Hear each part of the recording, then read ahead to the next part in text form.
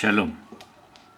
Cuando comúnmente se escucha la sentencia, el justo por su fe vivirá, normalmente se asume que la sola fe por sí misma es suficiente para recibir la salvación del alma.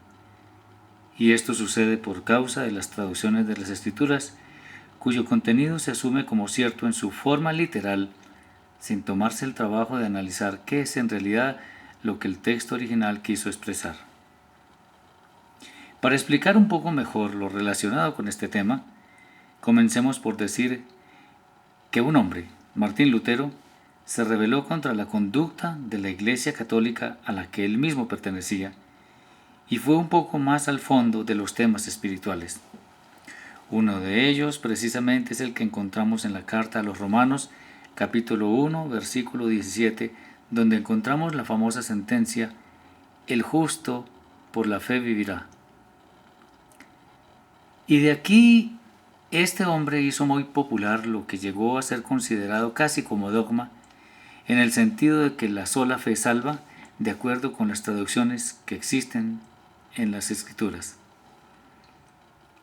Sin embargo, es mucho más lo que los textos sagrados en la lengua hebrea quieren decir. El texto que nos ocupa lo encontramos inicialmente en el profeta Habacuc, cuya forma de lectura en hebreo es la siguiente: Tzadik ve'emunato yihye, que tiene un significado más profundo que lo que las traducciones corrientes quieren expresar. Con el fin de llegar a una conclusión clara, es necesario explicar el significado de la palabra hebrea emuná. Emuná significa lealtad, fidelidad, y viene de una raíz que significa ser firme, fiel, de confianza, veraz. De donde aprendemos que lo que antes había sido traducido simplemente como fe, realmente implica un concepto que tiene un fundamento firme, que es la fidelidad. Veamos algo más. La carta a los hebreos nos dice que la fe es la certeza de lo que se espera, la convicción de lo que no se ve, sobre lo cual no debería haber duda alguna. No obstante, este texto se refiere a lo que nuestra alma siente respecto de algo específico en términos de confianza, pero no en cuanto a la salvación. Es cierto que sin fe no se puede agradar al Altísimo, pero por ninguna parte leemos que ella en sí misma es suficiente. Para corroborar lo dicho, podemos revisar la carta de Jacob, del apóstol Santiago, en donde hay un pasaje muy ilustrativo y por el cual dicha carta estuvo a punto de ser excluida del canon del Nuevo Testamento por causa del desconocimiento del trasfondo hebreo de todas las Escrituras. Este pasaje es el que nos enseña que la fe sin obras es muerta. Es muy claro y contundente el hecho de que las obras son las que demuestran que la fe es verdadera. Lo mismo sucede con el pasaje de la carta a los Efesios, capítulo 2, versículos 8, 9 y 10. En los versículos 8 y 9 pareciera que las obras no importaran. Sin embargo, el versículo 10 nos da claridad sobre el asunto, pues nos dice que fuimos creados para buenas obras, lo que está en completa armonía con la carta de Jacob, que ya acabamos de mencionar. ¿Hacia dónde queremos llegar?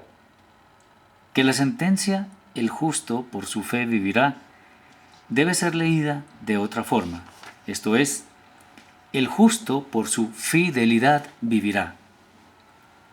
¿Y qué significa esto?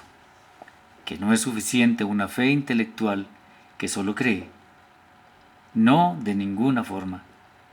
Es necesario que la fe esté respaldada por lo que el Eterno diseñó para el ser humano, y son las obras. Pero obras basadas en la obediencia fiel y voluntaria a las ordenanzas celestiales, no obras que nacen de nuestra propia justicia.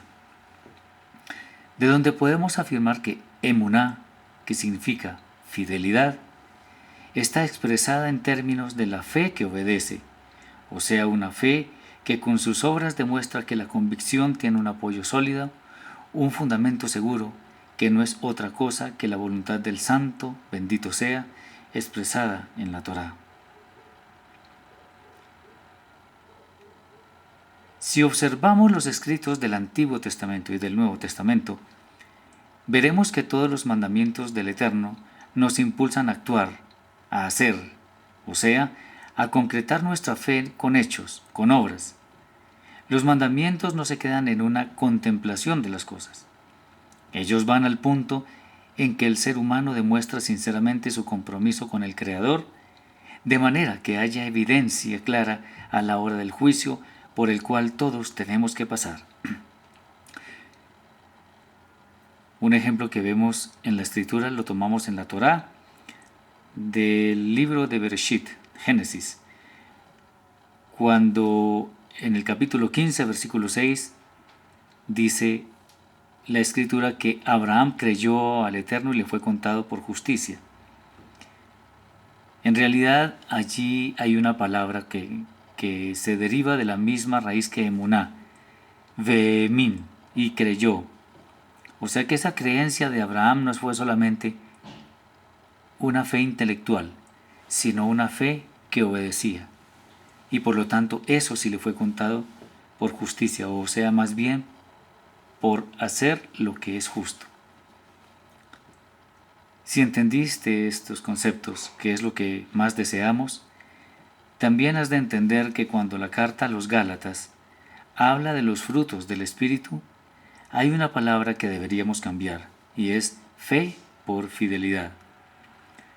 Esto lo hizo la que en realidad fue impopular versión de la Reina Valera de 1977. Analiza un poco tu vida y te darás cuenta que creer es bastante fácil, pues ello responde simplemente a un impulso de nuestra voluntad. Pero hacer algo consecuentemente con esa creencia es algo bien diferente, y esto es lo que tiene valor delante del Eterno, bendito sea su nombre. Recuerda muy bien, el justo por su fidelidad vivirá. Espero que seas muy bendecido. Nuestro correo es hgarciao@hotmail.com para cualquier inquietud o cualquier pregunta que tengas. Shalom.